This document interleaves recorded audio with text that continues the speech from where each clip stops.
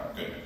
Hi, thank you all for coming. I am not a politician or a diplomat, so this is getting a little academic in its treatment. My issue really is, my concern here is explain why this is happening recently, why there's been this reconciliation in the last few years, get into a few of the specifics, right? And then I think most interesting is the challenges for the future, right? I actually think this relationship, the trilateral relationship, is more fragile, I think, than has been presented so far today, and I'll try to elaborate that on the end. So I teach at something up here.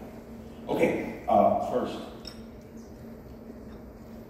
Okay, I think the logic behind trilateral cooperation has been elaborated by other speakers today, and I think is pretty clear at this point. Arguably the most important, I think, is the strategic logic, right, which we can all see around us today, which is that Russia, China, and North Korea are now growing more closely together, right? This presentation, I put this together before Vladimir Putin actually went to North Korea, but now it's pretty clear, right? I mean, there's a whole sort of wave of writing now arguing that we're seeing like an axis of autocracies, or this kind of autocratic club or grouping or something that includes Iran, North Korea, China, and Russia, and that will, I think, inevitably push lots of democracies around the world towards each other. And of course, this is how the Biden administration has framed its foreign policy, right around the language of great power competition, and that is, I think, increasingly what you're seeing here, and the continuation of the Ukraine war. The fact that the Ukraine war has gone from being sort of what was intended to be a short-term operation, but has actually become the largest war in Europe in 70 years. That, I think, is continuing this polarization too. So I think the strategic pulling apart, the strategic evolution into two separate blocks is well on its way, and that's pushing South Korea and Japan, pushing them together, even if domestically, there's still sort of misgivings and the rest of it, right? And that actually takes us to the second point here on the slide, which is the ideological alignment. Ambassador Goldberg talked about this, how Korea, Japan, and the United States all share values, elections, human rights, liberalism, constitutionalism. All of these things make it easy for these states to cooperate. There's a lengthy literature in academic political science around democratic cooperation, why democracies find it easier to cooperate with each other, they signal better one another. We don't have time for all of that, but I think that's sort of in the background here, right? I mean, it makes sense ideologically that Korea and Japan get along with these reasonably well. And when I teach this stuff back in PNU, I always say to my students, maybe Korea and Japan are having a falling out, okay, that's not good, but at least you're not shooting at each other, right? It may not be a warm peace, but it's a cold peace, and a cold peace is good enough. And part of that is because of democratic procedures, the liberal beliefs shared by those two players. And then finally, diplomatic. I think there are pretty strong diplomatic reasons for this. The United States is sort of the middle ally that has kind of been pushing South Korea and Japan together for a long time. This is something that we really want, right? Everybody in this room knows this, right? The Americans are always sort of telling the Koreans, the Japanese, work together more, and the rest of it. And this is something we push a lot. And the Trump administration kind of let that go, but the Biden administration is very much focused on allies and has really sort of brought this back, right? So I think it's pretty clear. And again, I imagine most people in the room sort of get that already. So specifically then on the strategic issues, what's sort of reducing the salience of the historical division, right? I think the actual issues between the two, right, the comfort women and the history of Japanese colonialism and so on, that's all pretty well known, and we don't really need to go through all that again. I think what matters is why the salience of that is in decline, right? Why is that less resonant in the domestic populations of the two countries, particularly here in South Korea, where it's a very powerful motivator in progressive politics? I think there are really two reasons. The first is the external environment around South Korea and Japan has become more difficult. It has become more punishing because of the rise of Chinese growth, right? This is the acceleration of Chinese growth, right? I would actually argue this is more driven by China than North Korea. North Korea has always been sort of difficult and stressful and threatening, but it's really China's rapid growth as an autocracy, particularly the turn under Xi Jinping, right? It's pretty clear Xi Jinping is an autocrat.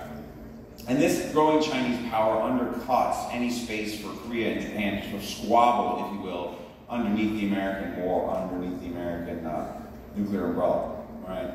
And to a certain extent, sort of the Korea and Japanese division was based on space for domestic grievances which no longer exist because of the foreign policy pressures on the two of them, right? This is just not a luxury that either party can afford anymore. And that, of course, has been significantly accelerated by Donald Trump's rise inside the Republican Party, right? Donald Trump made it pretty clear when he was president in his first term that he wanted to abandon South Korea. I would imagine that he will try to do that if he is reelected, right? And if that happens, then all the domestic politics will simply disappear because the structural pressure can be enormous, right? And similarly for the domestically, what has changed right here, this is the fragility I was talking about at the beginning. I think the real issue here is you have a very unique constellation, you have a very unique alignment of leadership in the 3 states, all of which support trilateralism, and they're all in office right now at the same time. On the American side, Donald Trump just didn't care. When Donald Trump was in there, and the Koreans and Japanese were sniping, Mike Pompeo was like, whatever, we just don't care, right? You know, when Abe Shinzo was in there, right, he was telling Donald Trump, you know, you can't trust the Koreans, right? He's gone. Right? Okay, when Moon Jae-in was in there, he was putting out tweets saying South Korea will never submit to Japan. That's over too. What you have now is an alignment among the 3 players where the leadership elites at least all strongly support this. And this is what I worry about the most in terms of fragility, the challenge to the future. Right? If any of these change, I worry that the trilateral consensus we have now will fracture. Okay, I'm running out of time, right? I've only got like 10 minutes, right? Okay, some specifics. Again, I think a lot of people probably know this already. GSOMIA is back, right? The Americans, we love GSOMIA. This is something we have pushed for a long time. I think it's pretty clear strategically that it benefits all of the partners.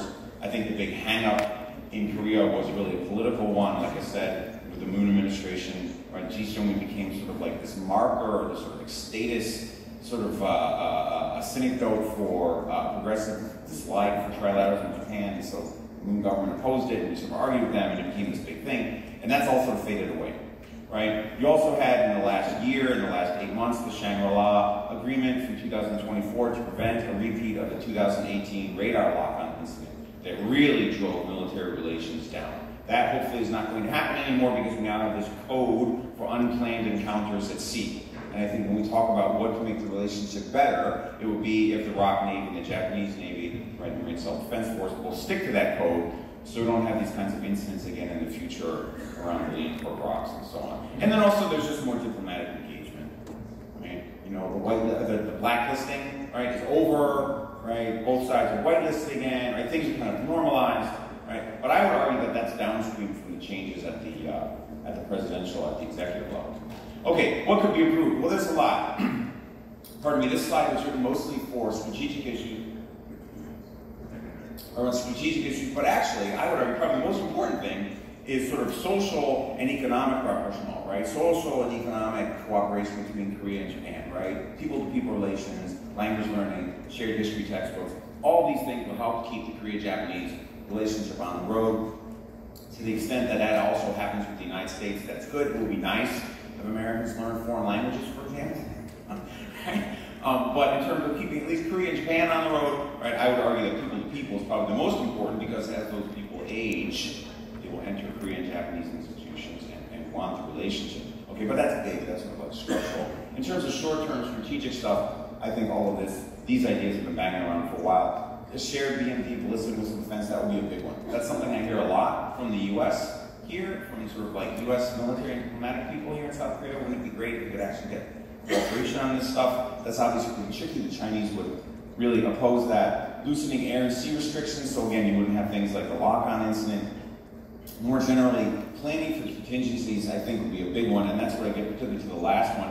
This is something that I've noticed over the years teaching in Korea, I don't know, 10 or 15 years now, that there's kind of like this assumption that, you know, when North Korea collapses, when North Korea collapses, that, you know, the Japanese are just going to kind of help us to pay for it. I hear this a lot from my students, right? It's like, okay, well, unification is going to cost a lot of money, like trillions of dollars, and where's the money going to come from? Well, you know, it's going to come from the IMF or something like that, or maybe from Japan, right? And I think there's sort of, in Korea at least, which is what I know better than Japan, I think there's this kind of, there's a lack of clarity about what Japan's role ought to be if North Korea actually spins into a crisis. If there is a second Korean War, which will almost certainly lead to North Korea's collapse, like what is Japan's role? And I would argue that if you really want to improve the relationship, we should actually start to game that out, right? I don't think the Koreans can just say, you know, they should just pay for it. That's like not enough, right? We know that the Koreans don't want to have Japanese troops on the peninsula. Okay, we got that. But like, what else? Like, what role, if any, right? Because Japan is obviously going to be hugely affected by a crisis in North Korea, right? A collapse. Okay, challenges. I mentioned this before. I think probably the biggest one is the possible re-election of Donald Trump. I don't say that to be partisan. I really don't. I realize it's election season in America. Right? whatever. But I genuinely, if you listen to what Donald Trump has actually said about America's relationship, particularly with South Korea, I would say it's pretty clear that Trump wants to abandon South Korea. I wrote an article on this that I'm happy to share with you. Okay, the next one I think would be if the South Korean progressives retake the South Korean presidency. Lee Jae-myung has been pretty critical of the rapprochement that President Yoon has pursued. Certainly Moon Jae-in was not sympathetic to that at all. I would point out to people that the only reason why Lee Jae-myung did not win the election is because there was a factional candidate, right, from the left-wing party, Shim, who ran and pulled away about 2.5–3% from Lee Jae-myung's voter bloc, right? The South Korean left took about 52% of the vote in the last election. Okay? To my mind, what that says is that maybe South Korean conservative elites want trilateralism, but there's a large block of South Korean progressive voters who do not. Right? And if they return, right, if they return Lee Jae-myung with some similar candidate to the presidency, I would imagine trilateralism will become problematic again. And then I think the last thing, which of course there's been a lot of worry about in the last 3 or 4 years, is if China attacks Taiwan. Right? That would be a big, big fight, I think, here in South Korea. It's pretty clear the South Korean right and left very sharply disagree on what to do. I think the Japanese probably decided about 10 years ago or so, if this happens, they're going to fight. Right? I think in Korea, it's a really, really difficult issue, right? And if you listen to the U.S. military, right, people keep saying, right, we keep hearing from various U.S. military officials that this is actually going to happen sooner rather than later, right? People throwing around dates of 2027 and 2029. So, trilateralism, when we have the elites in place for it, is great, but we got to start thinking about like the strategic challenges that are coming in the future, so you can build a more durable foundation so that it can survive domestic changes, right? Can you keep this on track if Trump becomes president again, right? Can you keep this on track if the South Korean left returns to power and starts saying we don't want to do this stuff anymore, right? Is it possible to do this, or is it all just driven by executive elite alignment, which is by definition in democracies very fragile because voters change. Okay, thank you. I think that was 10 minutes or 12, right? Okay, thank you.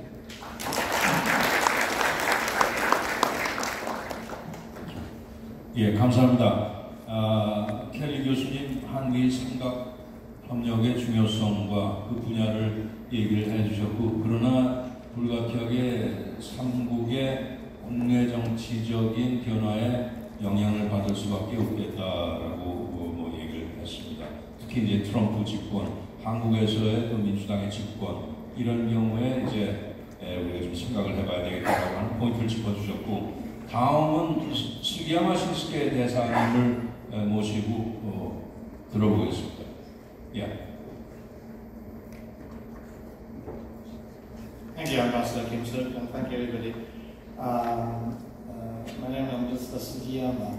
I happen to know Ambassador Kim Suk, or even Foreign Minister Cho Tae-yong from the Foreign Office quite well, because they used to be stationed in Seoul for 4 years and or something, but that was already 24 years ago or something, so it's a long time ago. But since that day, I became a very good fan of Korean people, Korean culture, and Korean shiksa, and Korean everything. So I'm very much delighted to get back to Poland and to see Mr. Ambassador and everybody else. By the way, 8 years ago, I was Vice Foreign Minister, who is responsible for day-to-day bureaucratic work. And the time was when Prime Minister was assassinated, Shinzo Abe.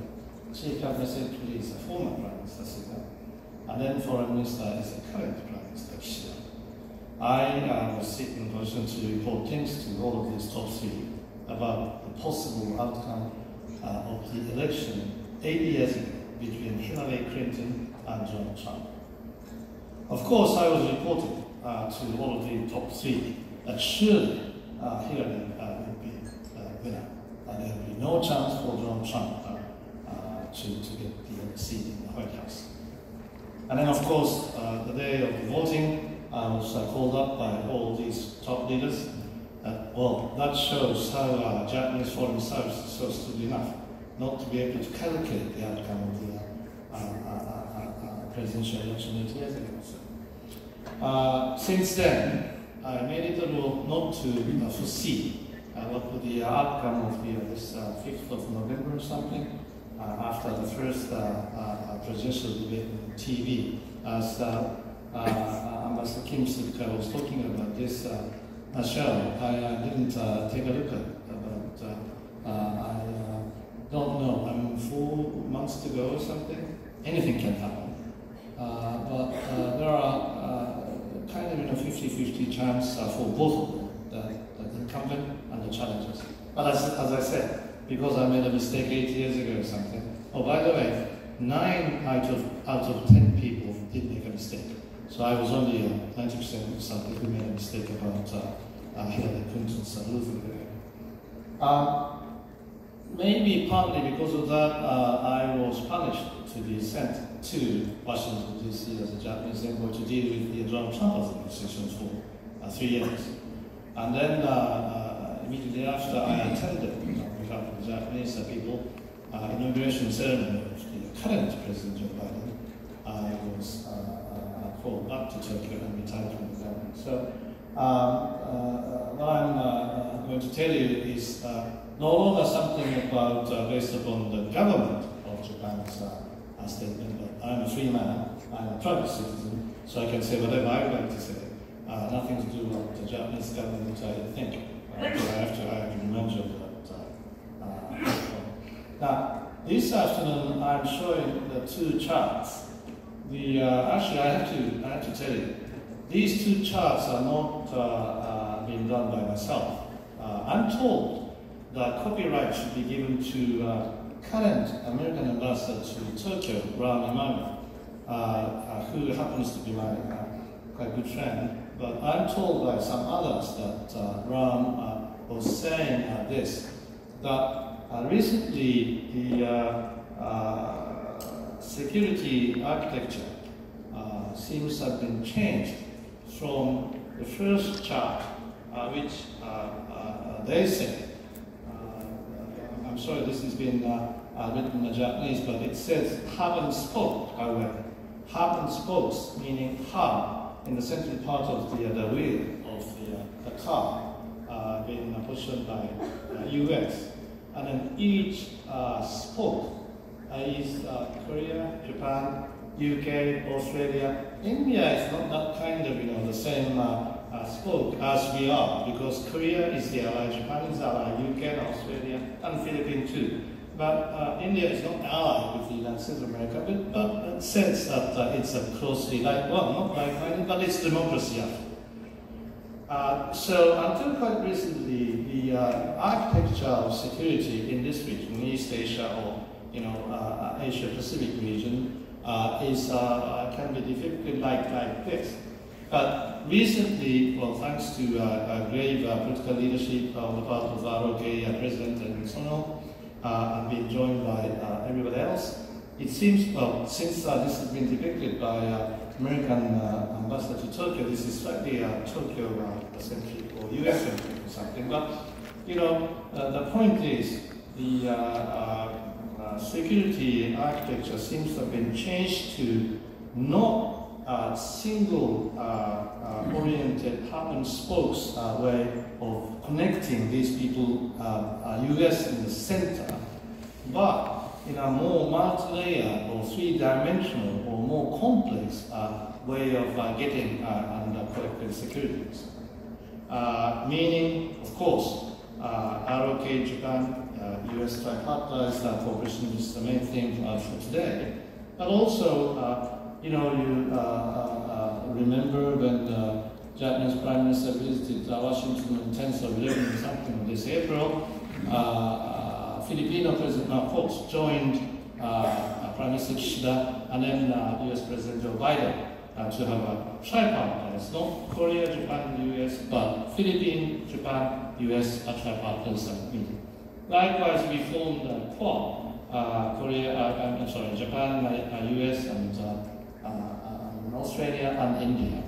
And then we've been told that the Koreans are trying to form some other tripartites or copartites or something, in, asking Canadians to join and New Zealanders to join or something. I've been told that when a NATO summit meeting is to be held in Washington, D.C., might be a chance for us to get together, or even to be joined by somebody else, like Canadians and New Zealanders and these people. So, I'm not saying any specific architectural mechanisms here, but the point is that from that US-centered, only single kind of oriented, the hub and spoke architecture to more multi-layered or three-dimensional or more complex or mechanism of combining these sort of things together based upon bilateral alliance mechanism, which is good. Why? Because I do believe that Asian theatre is not like European theatre. We have more diversity, we have more collectivities, while European theatre has more affinity. Although I have to be careful in talking about Ukraine issue, I'm not that much for the expanded NATO mechanism or something. So, but today I don't think I have a time to elaborate what I'm thinking about NATO.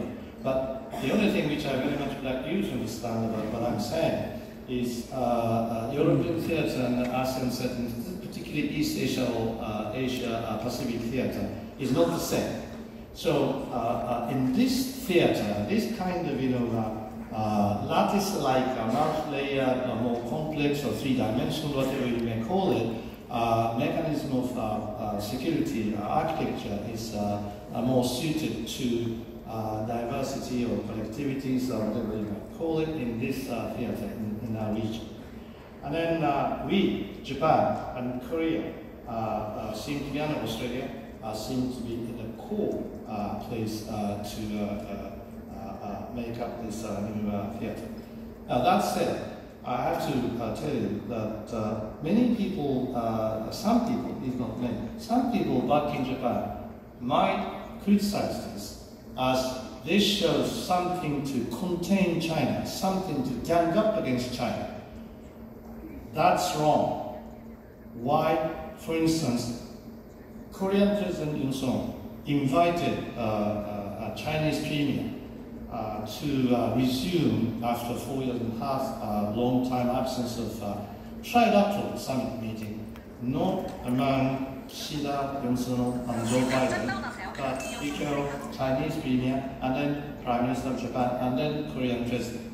So while we are doing this, not to gang up against China, but to collectively consult among ourselves, not only North Korea, Russia, but everything else, and try to cope with Chinese to let them be more engaged based upon international sets of rules, based on international law. Sometimes they are doing something unilaterally, coercive ways, or by force, neglecting international rules and something. But sometimes they are very, very good in terms of climate change or in terms of everything else. So we need China. Of course, we need with each other, and then of course US.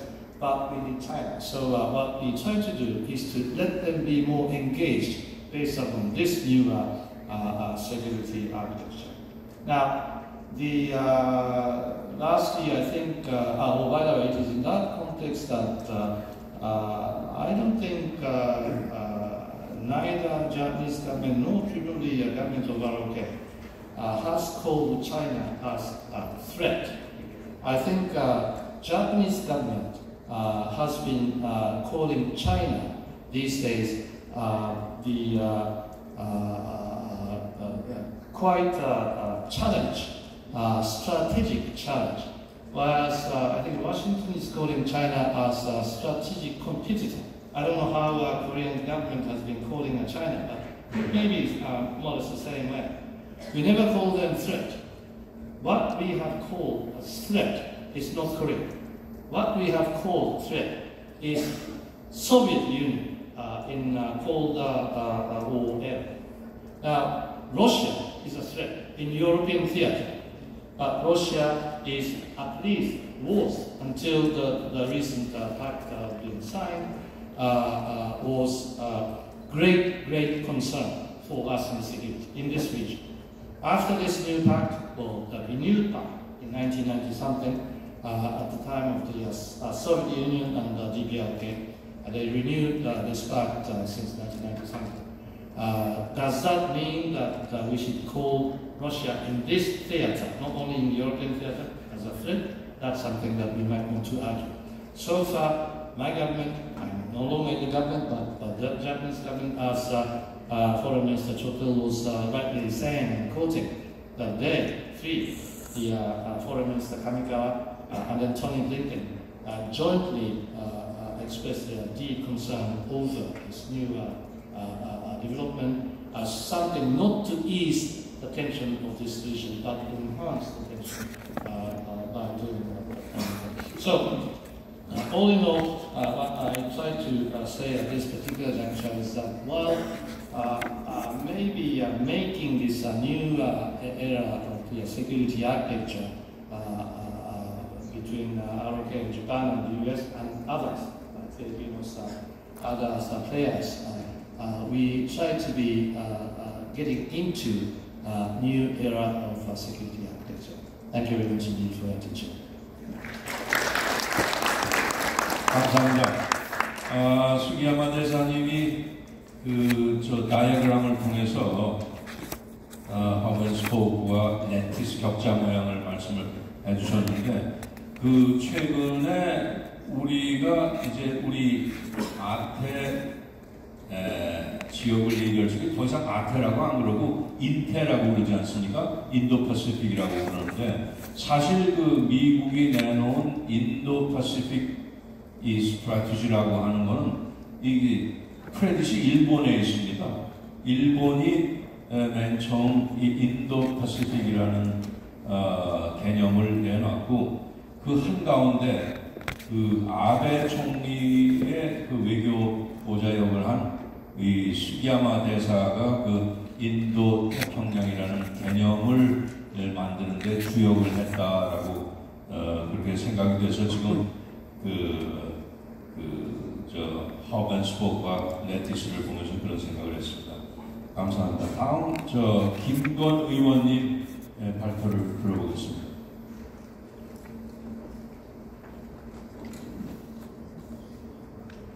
네, 안녕하십니까. 국민의힘 김건 의원입니다. 엄중한 국제정세 속에서 글로벌 복합 위기와 동북아 정세 변화에 대한 주제로 시적절한 토론을 하게 되어 영광으로 생각합니다. 앞서 발표하신 로버트 켈리 교수님과 스기야마 신스케 전 차관님의 말씀을 잘 들었습니다. 저는 오늘 동북아 평화와 안정에 기여하는 글로벌 중추국가라는 주제로 여러분께 제 생각을 전하고자 합니다. 미중 간 기술 패권 경쟁, 기후변화로 인한 재난과 재해, 우크라이나 전쟁, 이스라엘 하마스 분쟁, 감염병, 공급망 불안, 중대한 위기들이 동시에 일어나면서 서로 영향을 미치는 것을 복합 위기, 폴리크라이시스라 명하고 있습니다. 복합 위기는 여러 위기가 시스템적으로 엮이고 서로 악영향을 미치며 미래 불확실성과 통제 불가능성 문제를 심화시키고 있는 현상입니다. 이 복합 위기 속에서 현재 규범 기반의 국제 질서가 위협받고 있습니다. 대한민국은 물론 동북아 역시 예외는 아닌 것입니다. 복합 위기 가운데서도 미중 간 패권 경쟁은 구조화되면서 동북아 정세에 큰 영향을 미치고 있습니다.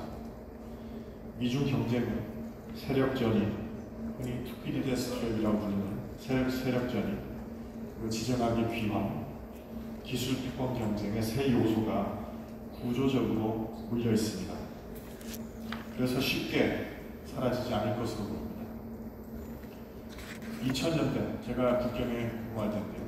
2000년대 미국의 대중정책이 중국의 평화적 발전을 도와서 국제사회 책임있는 일원으로 만든다는 것이었던 시절이 있습니다. 그걸 Responsible Stakeholder를 만들겠다고 그렇게 했었는데요. 그때 우리가 미국과 중국 사이에서 그걸 균형자라고 표현하든 촉진자라고 표현하든 어떤 미중 간의 연결고리가 되자는 정책 방향을 추구했었습니다. 그것은 그때는 매우 타당한 접근법이었습니다. 그리고 미중 양측으로부터 일정한 정도의 평가를 받기로 하였습니다. 그러나 지금과 같이 미중 경쟁이 본격화되는 시기, 그리고 그것이 구조적인 요인으로 인해서 당분간 해소될 가능성이 없는 이런 시기에는 만약 우리가 그런 입장을 고수한다고 한다면 양측으로부터 불신당하고 또 약한 고리로 인식되어 압력의 대상이 될 뿐입니다. 그래서 우리는 새로운 외교 정책의 조정이 필요했습니다. 우리가 글로벌 중추국가라는 캐치프레이즈를 통해 표현하고 있는 것이 바로 그것입니다. 우리가 추구하는 글로벌 중추국가는 단순한 국정 목표가 아니고 글로벌 복합 위기를 세밀하게 진단하고 내린 우리의 처방이고 선택이고 그리고 전략이 되고 있습니다.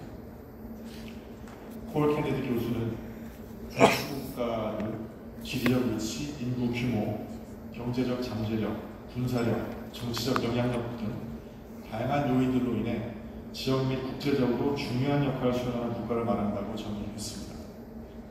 또한 중추국가는 지역의 안정과 번영을 유지하는 데 중요한 역할을 하고 지역적 분쟁을 중재하며 경제협력을 촉진하고 국제적 규범과 질서를 유지하는 데 기여하는 나라를 말하고 있습니다.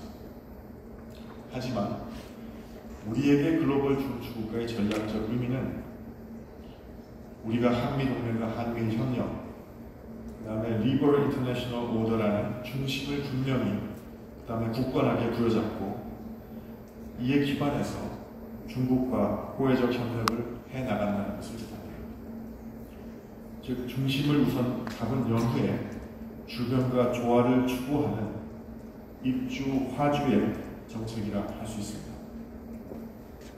오늘날 우리 대한민국의 경제적 영향력, 정치적 리더십, 군사력, 문화적 영향력에 대한 국제적 위상이 높아져 가고 있습니다. 그래서 미국의 싱크탱크 CSIS는 G7에 한국과 호주를 포함한 G9으로 확대해야 된다는 제안을 하기로 했습니다. 국제사회의 책임 있는 중추국가로 자리매김을 확고히 하기 위해서는 우리의 선택이 중요합니다. 글로벌 중추국가의 첫 번째 과제는 무엇보다 우리 대외관계의 핵심 축인 한미 동맹 관계를 강화하는 것입니다. 글로벌 포괄적 전략적 동맹 관계인 한미 양국이 워싱턴 선언을 통해서 확장 억제 실행력을 획기적으로 강화하고 있는 것이 그 단적인 예를 할 것입니다. 또한 한일 관계 개선은 글로벌 중추국가 비전에 따른 당연한 귀결이지만 한일 관계가 가지고 있는 국내 정치적 민감성으로 인해서 윤석열 대통령의 결단이 필요했습니다. 그렇지만 우리 모두가 보고 있는 것과 같이 개선된 한일 관계는 민생 경제, 문화 교류, 인적 교류를 통해 시너지를 내며 한미일 삼국 간의 긴밀한 협력에 발을 놓고 있습니다. 동시에 내년 한일 국교 정상화 60주년을 맞이하게 됩니다. 한일 양국이 나아가야 할 새 시대의 비전을 준비하는 시기가 되어낼 것입니다. 우리가 중추국가를 추구해 나감에 따라 시간이 갈수록 중국도 이에 맞춰서 새로운 한중 관계에 적응해 가고 있습니다. 그 결과 지난해 한일중 외교장관 회담, 올해 한중 외교장관 회담을 거쳐 지난 5월에는 4년 5개월 만에 한일중 3국 정상회담이 재개되었습니다. 그리고 얼마 전 6월 19일에는 푸틴 대통령의 방북 시에 동시에 한중 외교안보 대화가 개최되어 현재 한중 간에는 실질적인 소통이 재개되고 있습니다. 한미일의 협력은 역사적인 캠프 데이비드 원칙과 정신으로 발전했습니다. 한미일 삼국은 안보 분야뿐만 아니라 협력의 지평을 경제안보, 첨단 기술로 확대하며 동북아 영내 평화와 안정에 기여하고 있습니다. 이러한 한미일 삼국의 협력은 가치와 연대를 통해 구축된 것입니다. 이러한 협력을 바탕으로 우리는 철저하게 국익을 수호하고 있으며 동북아 평화와 안정에 기여하고 있습니다. 이제 대한민국은 가자 국제 무대에서도 역할과 책임을 다하고 있습니다. 한 태평양 도서국 정상회의, 한 아프리카 정상회의를 개최했고 얼마 전 중앙아 순방 이후에는 한 중앙아시아 정상회의를 내년에 개최한다고 발표한 것 같습니다. 또한 인공지능 기술 발전과 육성, 인공지능의 책임 있는 군사적 이용에 대한 국제협력을 대한민국을 핵심 파트너 국가로서 함께하기 희망하는 국가들이 늘어나고 있습니다. 유엔 안보리 비상비상회의도 진출했고 ODA 예산도 증가시키고 있습니다. 튀르키예 지진과 캐나다 산불이 발생했을 때 긴급 구호대를 보내 소중한 생명을 지켜냈습니다. 이러한 노력은 국제사회 어느 나라에게나 한국과 함께하고 싶다는 반응을 얻는 기반이 되고 있습니다. 중추국가로서의 확실한 중심은 원칙과 일관성이 있는 대북 정책입니다. 윤석열 정부는 북한의 핵 위협을 억제하고 핵 개발을 단념시키며 대화와 외교를 통해 비핵화를 추진한다는 총체적인 접근법을 취하고 있습니다. 이러한 종합적 접근을 갖고 있는 것이 바로 비핵평화 번영을 위한 담대한 구상입니다. 북한이 진정성을 갖고 비핵화 협상에 복귀한다면 북한의 민생 개선과 남북 간 신뢰 조성을 위한 조치를 과감하게 추진할 것입니다. 북한은 자신이 독재 국가이기 때문에 장기전을 벌이면 우리와 같은 민주주의 국가와의 대결에서 승산이 있다고 보고 있습니다. 그래서 경제가 파탄 났음에도 불구하고 버티기와 위협으로 일관하고 있습니다. 이것은 착각입니다.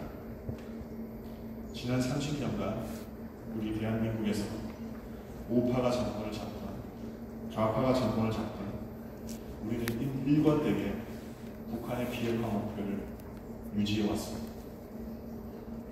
우리와 국제사회가 북한에 100만 년이 지나도 우리의 비핵화 의지가 바뀌지 않는 것을 각인시켜야 합니다. 그래야 북한 정권이 더 이상 핵미사일 개발로 막대한 돈을 하늘로 쏘아보내지 않고 비핵화 대화의 장으로 나올 수밖에 없을 것입니다. 이것이 바로 한반도의 평화와 안정을 위한 길이라고 생각합니다. 이제 우리 정부는 한반도 정책이라는 새로운 담론을 쌓아가고 있습니다. 30년 한 세대를 지나도 진전되지 않은 북핵 문제를 위해 새로운 출발을 하고 있습니다. 외교부의 한반도 평화교섭본부를 외교전략정보본부로 확대 개편했습니다. 그리고 그 밑에 한반도 정책국을 신설하였습니다. 북한의 완전한 비핵화를 위해, 그리고 북한 인권 개선을 위해, 그 다음 통일 이후 한반도의 밝은 미래를 그리기 위해 이러한 조직 개편을 단행한 것입니다. 외교전략정보본부의 출범은 한반도 정책과 더불어 외교전략, 외교정보, 국제안보가 융합되어 교집합을 만드는 대변화를 의미합니다. 이를 바탕으로 복합 위기를 극복하기 위해 시대에 걸맞는 새로운 한반도 정책의 철학을 만들어가야 합니다. 한반도 정책이라는 말이 국민들의 가슴에 고유명사로 자리 잡을 수 있도록 더욱 노력하겠습니다. 동북아의 평화와 안정을 위한 우리의 선택은 글로벌 중추국가 전략을 추구하고 핵심 가치에 기반하여 다른 국가들과 연대를 강화하며 국제사회의 미래 질서가 형성되는 중심에서 역할과 책임을 다하는 것입니다. 또한 자유민주적 평화통일과 통일 이후의 미래를 추구하는 한반도 정책을 통해 우리가 명실상부한 글로벌 중추국가로 도약하는 것입니다. 이것이 우리의 중추국가 비전입니다. 경청해 주셔서 감사합니다.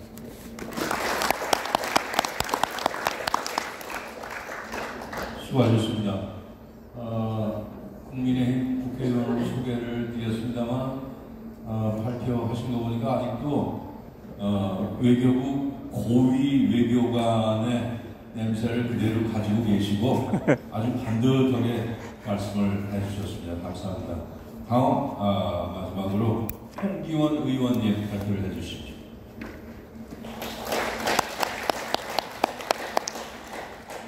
안녕하십니까. 더불어민주당 홍기원 의원입니다.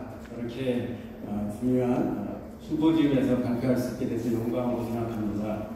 저는 오늘 글로벌 복합위기 시대에 한국의 외교가 가야 할 길을 주제로 말씀드리겠습니다. 글로벌 복합위기는 어떻게 도래했고 그게 우리에게 어떠한 의미를 갖는지, 그리고 이러한 상황 속에서 윤석열 정부의 외교 안보 정책은 어떠했는지, 그리고 현재 우리가 어떤 상황에 놓여 있는지, 또 앞으로 우리가 어떻게 해야 될지에 대해서 말씀드리겠습니다. 제 말씀 요지는 자료집에 있습니다. 참고하시면 좋겠습니다.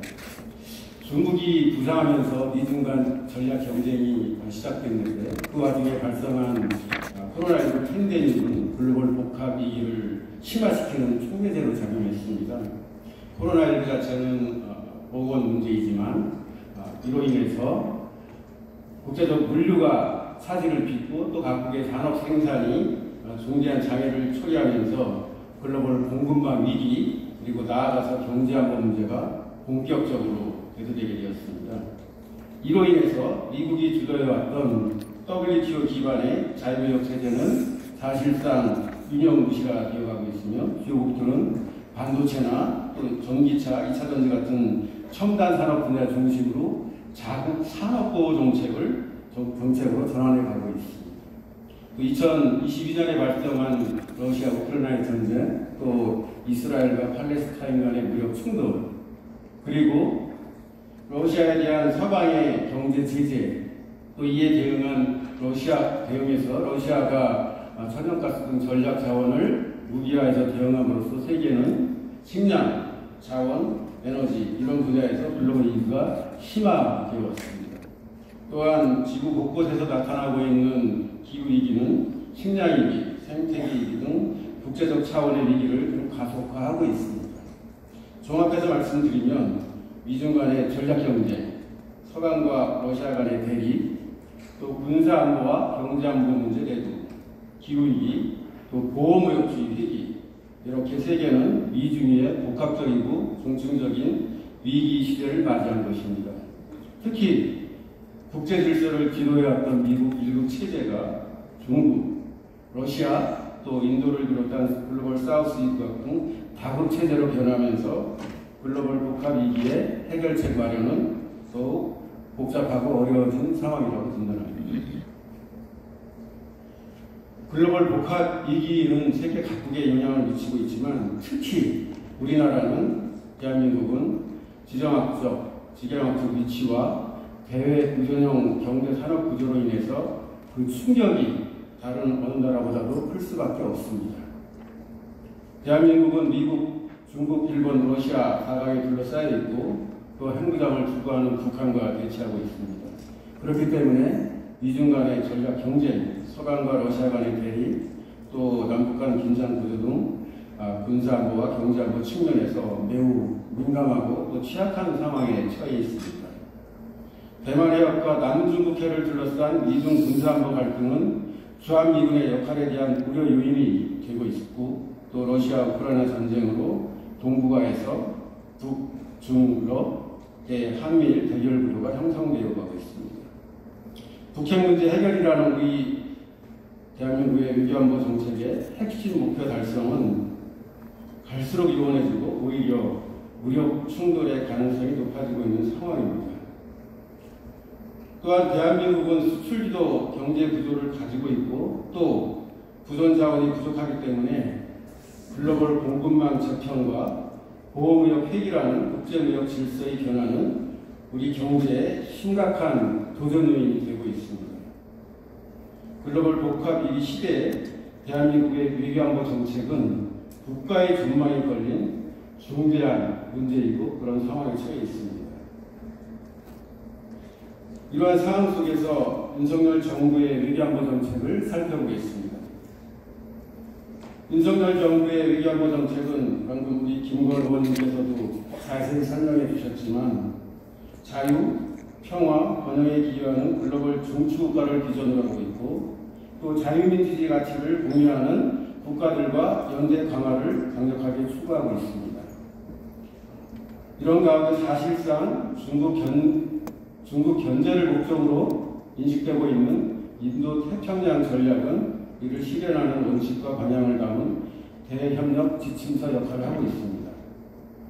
이런 기조 하에 한미동맹 강화, 또 일본과 관계 개선을 통한 한미일 협력 증진을 중점 추진해 오고 있습니다. 반면에 가치를 공유하지 않는 중국과 러시아, 북한에 대해서는 노골적으로 거리를 두겠다는 태도를 취해왔습니다.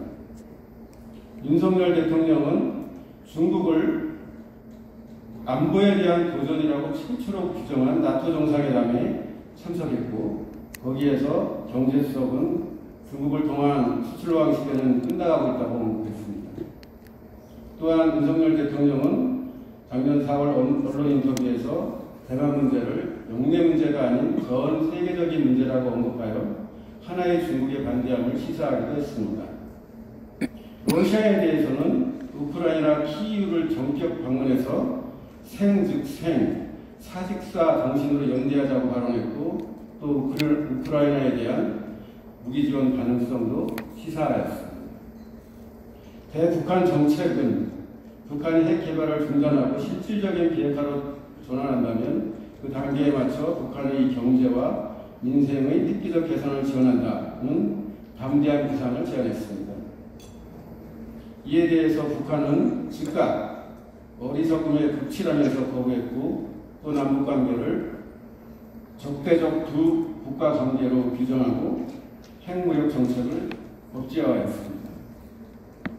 한국과 미국은 작년 4월 한미 정상회담에서 채택한 워싱턴 선언을 통해 한미 핵 협의 그룹을 설치 운영하고 있고, 같은 해 8월에는 캠프 데이비드에서 한미일 정상회담을 열고 공동 성명을 통해서 한미일 3국간 안보협력 강화를 선명했습니다.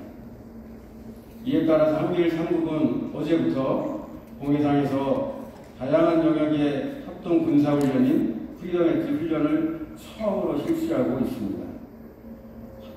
한미일은 이번 훈련을 계기로 프리덤 엣지 훈련을 지속 확대해 나가겠다고 발표했습니다.